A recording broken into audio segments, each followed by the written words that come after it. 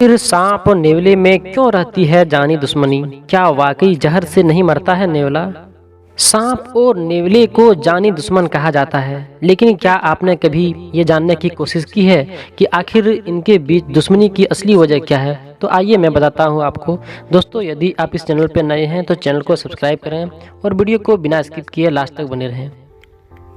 अक्सर जब दो लोग आपस में लड़ते हैं तो उन्हें ताना दिया जाता है कि वो सांप और नेवला की तरह लड़ रहे हैं। किस्से कहानियों में भी या फिर आम जिंदगी में भी अक्सर सांप और नेवले की फाइट देखी जाती है। लेकिन क्या आपने आज तक ये जानने की कोशिश की है कि इन दोनों के बीच ऐसी कट्टर दुश्मनी का कारण क्या है? नहीं ना। सांप और नेवले की लड़ाई के कई वीडियो सामने आते हैं, लोग इन्हें बेहद रोमांच के साथ देखते हैं, लेकिन किसी को इनके बीच की दुश्मनी का मुख्य कारण पता नहीं होता है। सांप और नेवले के बीच की लड़ाई में कभी सांप बाजी मार जाता है तो कभी नेवला। हालांकि ज्यादातर नेवला ही सांप को या तो मार डालता है या फिर घायल कर देता है। अधिकतर जीत नेवले की ही होती है। दोनों जानी दुश्मन है और एक दूसरे के खून के प्यासे भी। सांप और नेवला एक दूसरे को सीधी नज़र देखना पसंद नहीं करते हैं।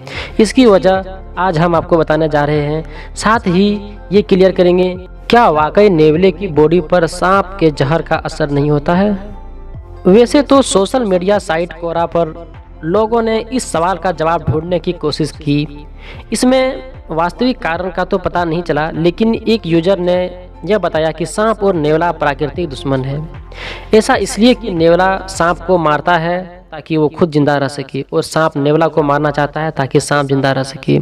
मूल रूप से दोनों को जीवित रहने के लिए एक दूसरे को मारने की आवश्यकता है, इसलिए वे एक दूसरे से घृणा करते हैं। और एक दूसरे यूजर्स ने ये लिखा है कि जान का दुश्मन है। अब बात करते हैं इनकी दुश्मनी की असली वजह क्या है। सांप और नेवले के बीच की दुश्मनी का असली कारण कुछ और है। दरअसल सांप नेवले के बच्चे का शिकार कर लेता है। उसे नेवले के बच्चे भोजन के तौर पर काफी अच्छे लगते हैं। अपने बच्चे को बचाने के लिए नेवला सांप से भिड़ जाता है और इसी वजह से दोनों के बीच दुश्मनी चलती रहती है। आम तौर पर कहा जाता है कि भारत में पाए जाने वाले भूरे नेवले सांप के जहर से बचते रहते हैं, लेकिन ये सच नहीं है। हाँ, नेवले पर जहर का असर काफी समय बाद करता है। इस वजह से लड़ाई के वक्त सांप को लहूलुहान कर नेवला आता है, लेकिन थोड़ी देर बाद ज़्यादातर मामलों में उसकी मौत हो जाती है।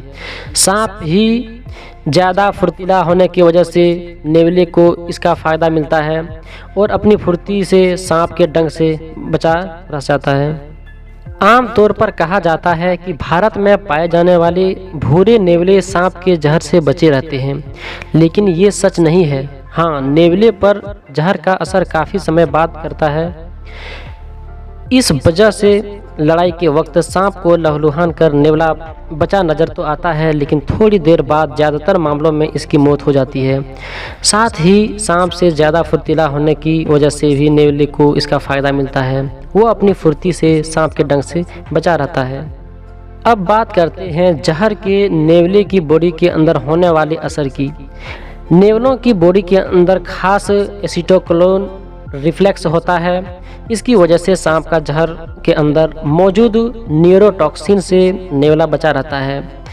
यही नेवले को बचा कर रखती है। नेवले के डीएनए में मौजूद अल्फा और बीटा ब्लॉकर्स जहर को नुकसान पहुंचाने से रोक लेते हैं।